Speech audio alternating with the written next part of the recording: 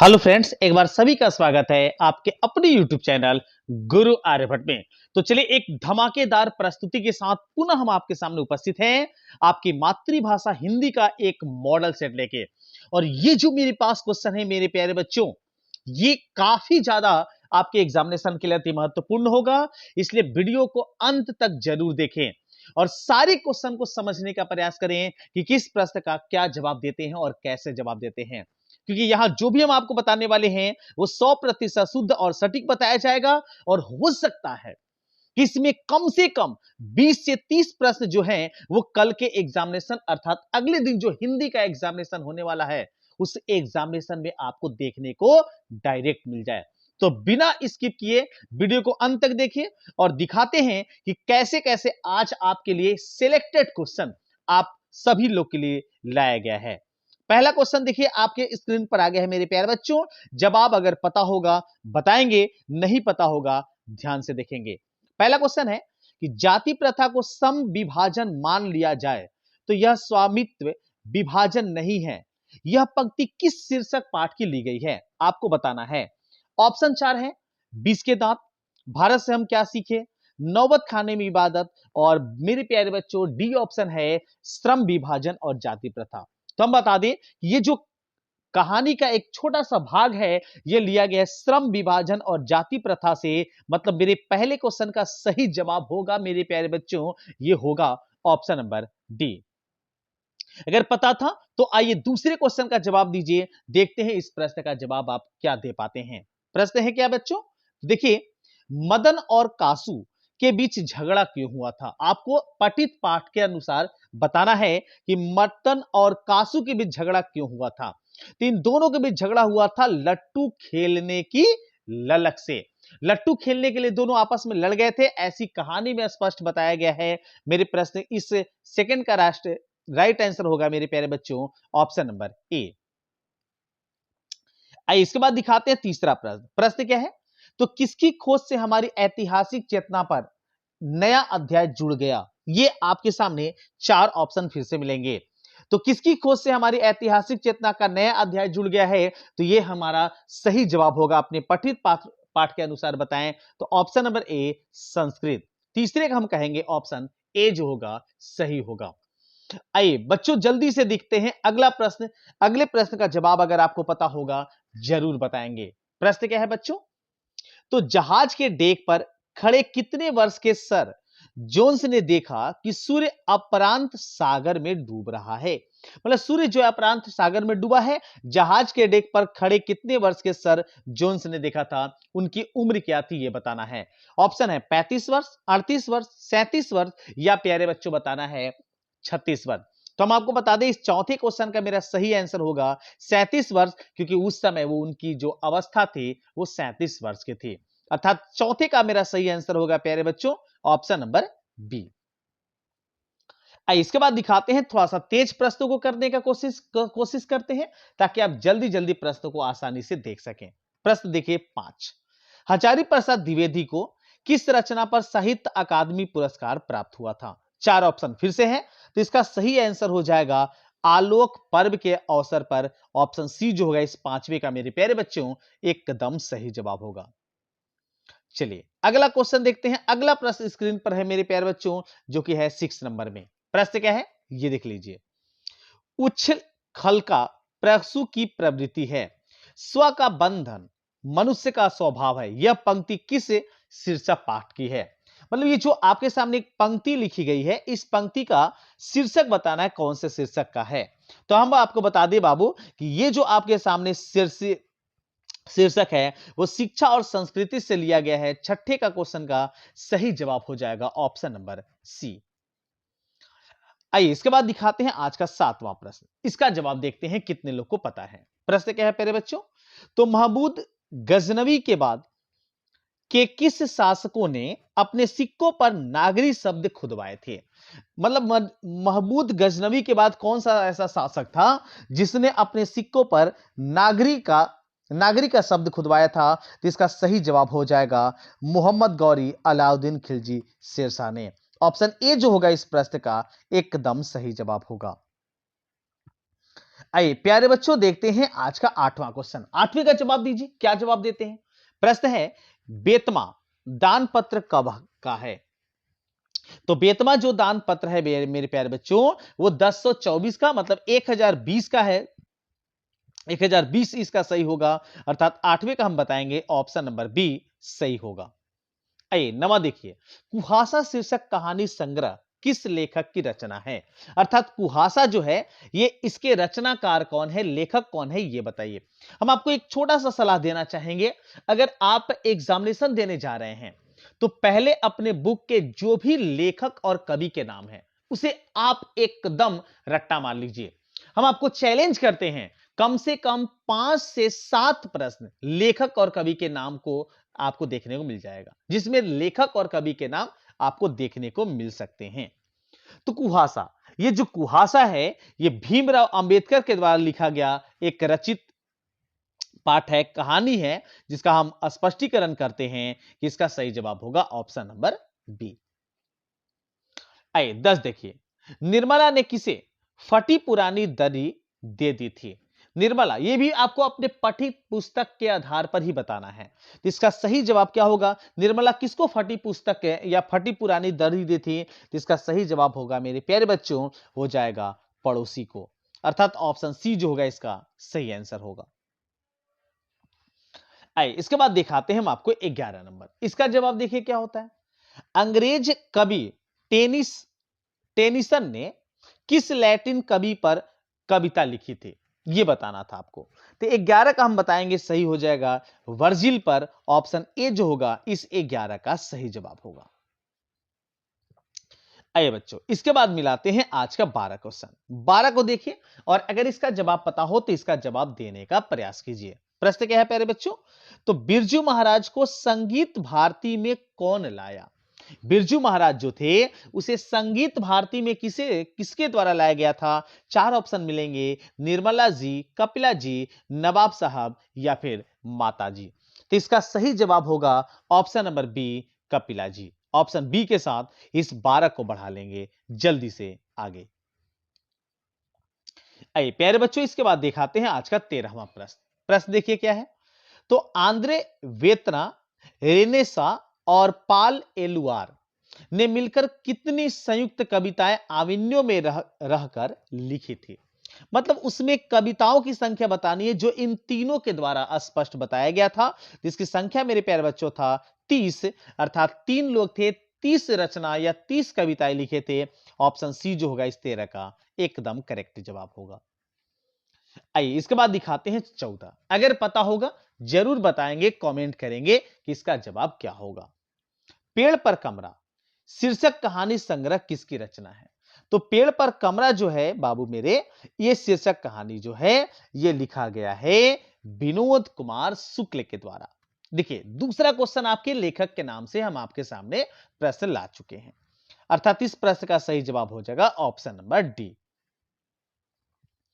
आइए 15 देखिए, कौन ठंड से कांप रहा था। ये तो काफी आसान क्वेश्चन, अगर आप बुक का क्वेश्चन पढ़े होंगे तो इसका जवाब आपको एकदम पता होगा कि ठंड से कांप रहा था कौन, संतु, अर्थात 15 का हम सही बताएंगे ऑप्शन नंबर ए। 16 को मिलान कीजिए, 16 का जवाब देखते हैं क्या होता है। अगर आपको पता है तो बताइए, नहीं पता है आइए हम आपको समझाते हैं। प्रख्यात शास्त्रीय गायिका गिरजा देवी के जीवन और संगीत साधना पर यतीन्द्र मिश्र द्वारा लिखी गई पुस्तक निम्न में कौन है। आपको 4 ऑप्शन यहां भी देखने को मिल जाएंगे, तो इसका सही जवाब होगा गिरिजा। ऑप्शन बी के साथ यहां बढ़ेंगे इस 16 में भी आगे। आइए बच्चों, इसके बाद दिखाते हैं आज का 17 क्वेश्चन। प्रश्न क्या है, सहनाई और काशी से बढ़कर कोई जन्नत नहीं इस धरती पर हमारे लिए, यह कथन किसका है। तो यह कथन, चूंकि सहनाई और काशी, सहनाई की बात कौन कर सकते हैं, तो सहनाई जो बजाने वाले हैं, और सहनाई वादक जो सबसे प्रचलित हैं वो मेरे प्यारे बच्चों है बिस्मिल्लाह खां, जिनको कहा सकते हैं कि भारत रत्न से भी सम्मानित किया गया है। अर्थात 17 का हमारा सही जवाब होगा ऑप्शन नंबर सी, बिस्मिल्लाह खां। 18 को देखिए, वकालत की पढ़ाई के लिए गांधी जी कहां गए थे? ये काफी आसान क्वेश्चन, अगर आप इसी इतिहास में भी पढ़े होंगे और यहां हिंदी में भी आपके सामने क्वेश्चन आ चुका है, जिसका जवाब क्या होगा? तो वकालत के लिए पंडित जी गांधी जी जो थे वो लंदन गए थे मेरे प्यारे बच्चों। इसका सही जवाब होगा ऑप्शन नंबर डी। आइए 19 को देखते हैं। 19 का जवाब ढूंढते हैं क्या होता है। शिक्षा और संस्कृति शीर्षक पाठ साहित्य की कौन सी विधा है? ऑप्शन 4 है शिक्षा शास्त्र, संस्मरण, काव्य है, या फिर आपको बताना है कि ये निबंध है। तो हम आपको बता दें शिक्षा और संस्कृति जो है एक प्रकार का शिक्षा शास्त्र का अध्ययन कराया गया है, अर्थात इस प्रश्न का सही जवाब होगा ऑप्शन नंबर ए। 20 को देखते हैं। 20 हमारे प्यारे बच्चों हैं कि मंगू अगर नरेन घर में घुसे तो साले के हाथ पैर तोड़ बाहर फेंक देना। यह किसने कहा? मंगमू को बोला गया था कि कौन अगर कोई भी नरेन हमारे घर में घुस गया ना, उसके हाथ पांव तोड़ के उसे बाहर फेंक देना। यह कहने का श्रेय किसको जाता है? तो यह कहा है मंगमू, अर्थात मंगमू के जो पिताजी थे उनका कथन था मेरे प्यारे बच्चों, अर्थात इसका सही जवाब होगा ऑप्शन नंबर बी। अब थोड़ा सा व्याकरण से भी क्वेश्चन हम आपके सामने रखते हैं, इसका सवाल का जवाब देखने का प्रयास कीजिए। इसका जवाब क्या होगा?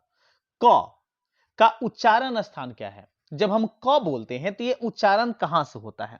तो आपको बता दें कि क ख ग घ, क से लेकर आप घ तक का अगर बात करते हैं तो यहां इस सभी का उच्चारण मेरे प्यारे बच्चों कंठ से होता है। तो इस सवाल का जवाब हम बताएंगे ऑप्शन नंबर सी।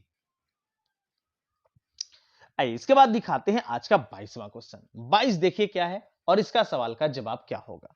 प्रश्न है बच्चों कि जिस स्वरों का उच्चारण नाक और मुंह से होता है, मतलब हम जब बोलते हैं तो नाक और मुंह दोनों जगह से आवाज निकलती है और उच्चारण में लघुता रहती है, उसे क्या कहते हैं?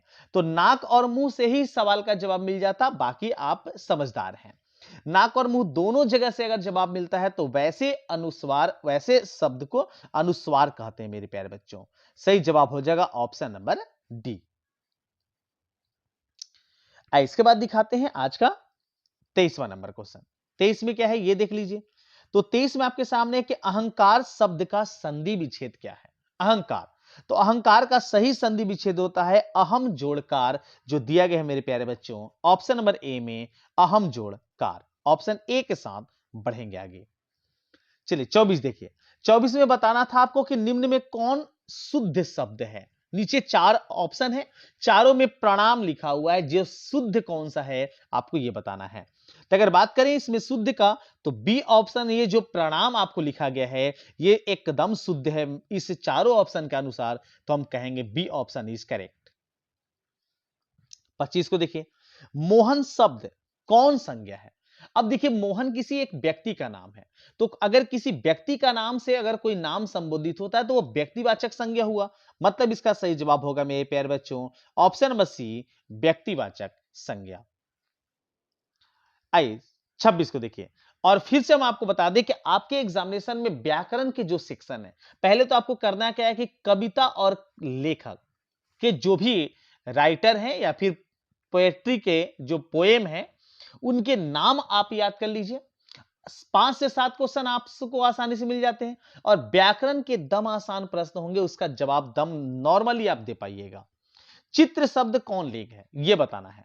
तो चित्र जो है उसने चित्र बनाया, अगर ऐसे हम लोग लेते हैं तो इसका सही जवाब होगा पुल्लिंग। चित्र जो है बाबू मेरे ये पुल्लिंग है, ऑप्शन बी के साथ। चलो बढ़ते हैं आगे।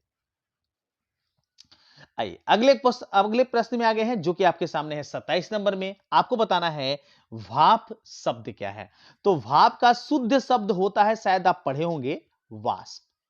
भाप का सही शब्द होता है या शुद्ध शब्द होता है वाष्प, मतलब वाष्प अगर रहता तो ये होता तत्सम, लेकिन भाप हो गया है तो ये हमारा कहेंगे हम इसके तद्भव है, मतलब इसकी उत्पत्ति हो गई है, इसलिए इसका जवाब होगा 27 का ऑप्शन नंबर ए।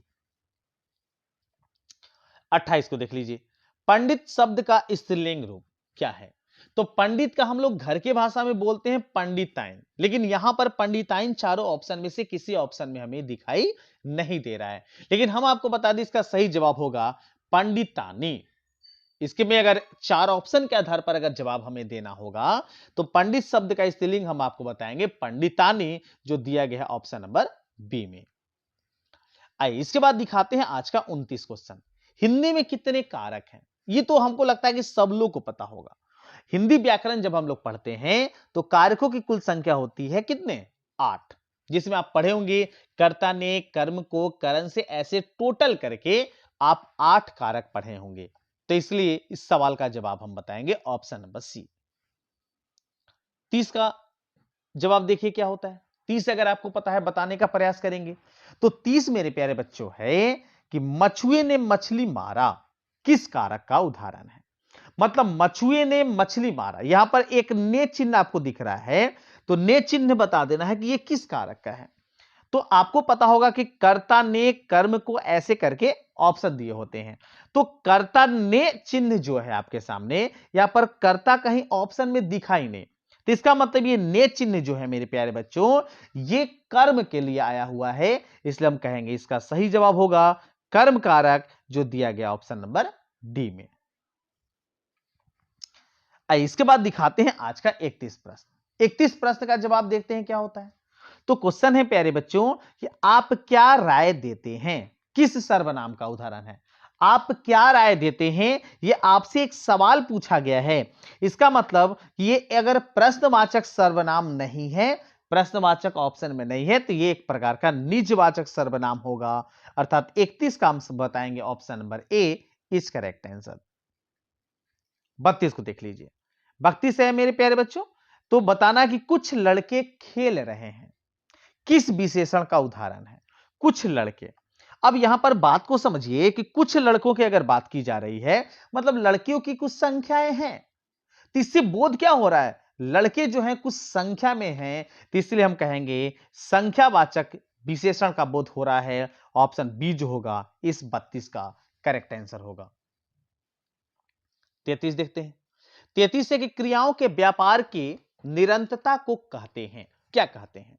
यह आपको बताना है कि कौन से काल का वाक्य आपके सामने दिया गया है, भूतकाल, वर्तमान काल, भविष्य काल या फिर आसन्न भूत।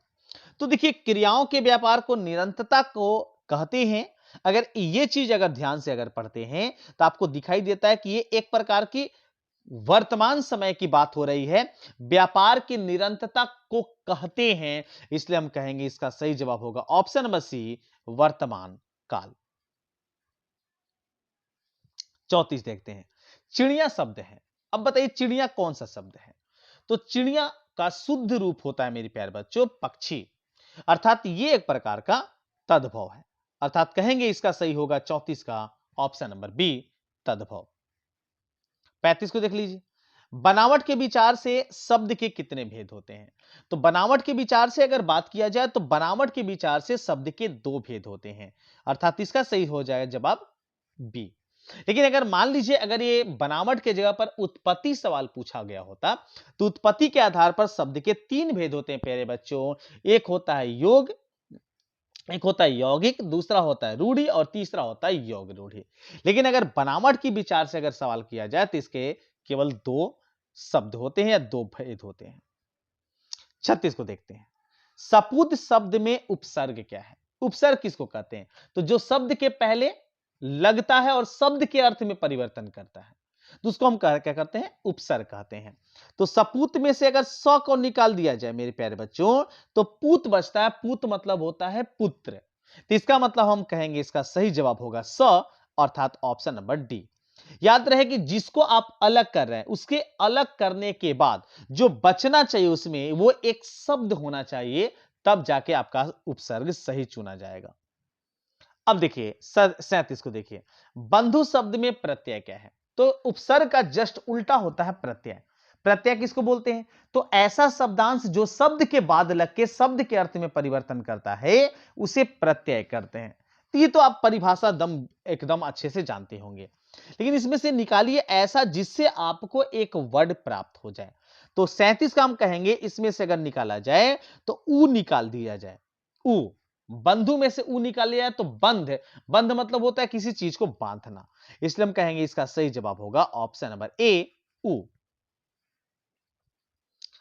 आइए अगला प्रश्न दिखाते हैं हम आपको।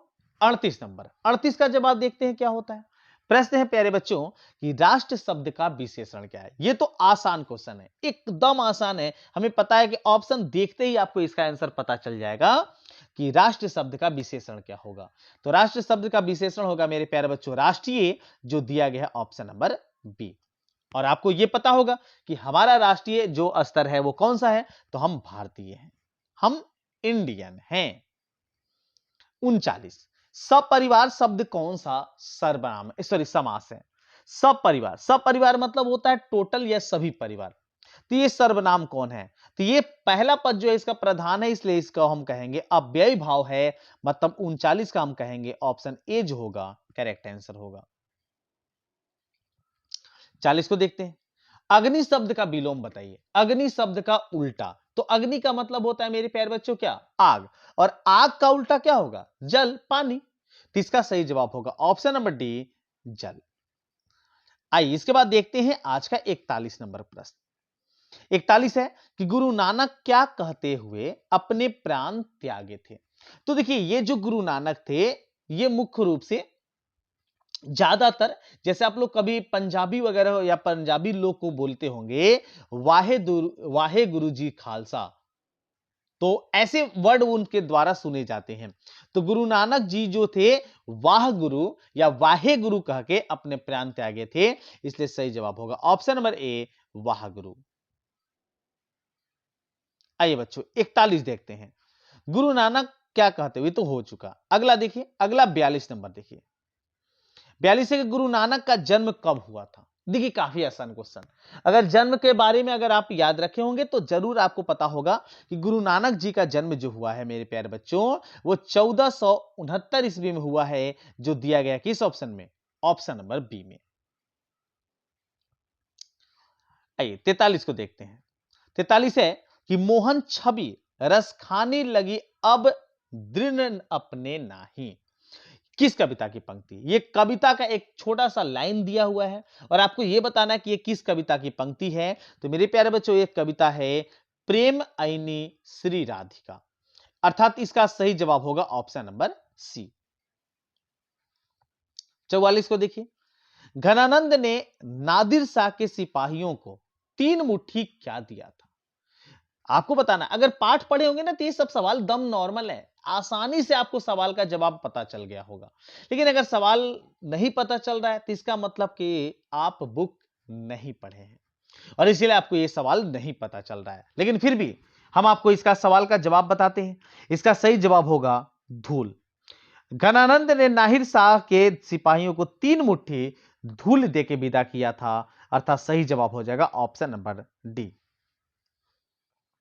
45 को देखिए, स्वदेशी शीर्षक कविता के रचनाकार कौन है। देखिए तीसरा या चौथा क्वेश्चन आपके सामने आ गया है जिसमें कविता के रचनाकार आपसे प्रश्न पूछे गए हैं और जो 100 क्वेश्चन आपको मिलने वाले एकदम कंठस्थ याद कर लीजिए, गांठ बांध लीजिए इस बात पर कि आपके 5 से 7 क्वेश्चन लेखक और कवि के नाम कंपलसरी होंगे। स्वदेशी शीर्षक कविता के रचनाकार कौन है, तो इसके रचनाकार मेरे प्यारे बच्चों हैं बद्री नारायण चौधरी प्रेमघन। ऑप्शन ए जो होगा इस 45 का एकदम सही जवाब होगा। आइए 46 को देखते हैं, भारत माता शीर्षक कविता किस कविता संग्रह से संकलित है, मतलब किसकी उत्पत्ति से लिया गया है भारत माता। आपको ये 4 ऑप्शन फिर से मिलेंगे, तो इसका सही जवाब होगा ऑप्शन नंबर बी, गाम्या।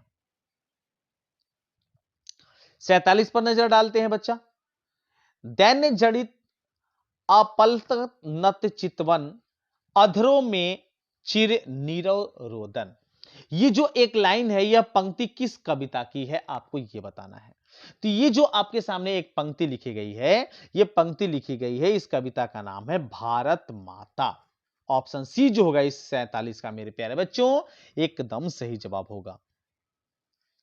आइए इसके बाद दिखाते हैं आज का 48वां क्वेश्चन। प्रश्न क्या है प्यारे बच्चों, तो परशुराम की प्रतीक्षा किसने की, किसकी रचना है ये। परशुराम की प्रतीक्षा किसने की या परशुराम की प्रतीक्षा जो है किसकी रचना है। देखिए 5वां क्वेश्चन लगभग हमारे पास लेखक और कवि के नाम से आ चुका है। अभी केवल हम 48 तक पहुंचे हैं। पूरे 100 तक क्वेश्चन अगर आपके सामने आएगा तो एकदम आपसे 5 से 7 क्वेश्चन कंपलसरी होंगे। इसलिए बुक के सारे राइटर आप आज ही याद कर लीजिए। तो ये जो रचना मेरे प्यारे बच्चों है, ये रामधारी सिंह दिनकर जी का है, अर्थात 48 का हम कहेंगे ऑप्शन सी जो सॉरी ऑप्शन डी जो होगा सही जवाब होगा। आइए इसके बाद दिखाते हैं आज का 49 नंबर क्वेश्चन। प्रश्न क्या है प्यारे बच्चों, तो कवि रामधारी सिंह दिनकर के अनुसार जनतंत्र के देवता कौन है? ऑप्शन 4 मिलेंगे, किसान मजदूर, नेता, पूंजीपति या फिर वकील। तो कवि रामधारी सिंह दिनकर के अनुसार किसान मजदूर जो हैं यही जनतंत्र के देवता हैं, हमारे लोकतंत्र या जनतंत्र या जनता के देवता हैं। ऑप्शन ए जो होगा इस 49 का सही जवाब होगा। अगर आप मेरे चैनल पर नए होंगे तो जरूर चैनल को सब्सक्राइब कर लीजिएगा और वीडियो अच्छा लगा तो इसे लाइक कीजिए और अपने सभी दोस्तों में से शेयर करने का जरूर प्रयास कीजिए। आइए दिखाते हैं आज का अंतिम प्रश्न। अंतिम प्रश्न आपके सामने 50वें नंबर में आ रहा है, क्योंकि काफी ज्यादा वीडियो लंबा हो जाएगा। अगले सेशन में हम आपको आगे का क्वेश्चन आपको स्पष्ट बता देंगे, और अगर हिंदी का दूसरा अगर वीडियो देखना चाहते हैं तो उसका लिंक हम आपको डिस्क्रिप्शन बॉक्स में दे दिए हैं, उसको देख के और तभी आगे कुछ काम कीजिए, अन्यथा वीडियो को स्किप मत कीजिएगा।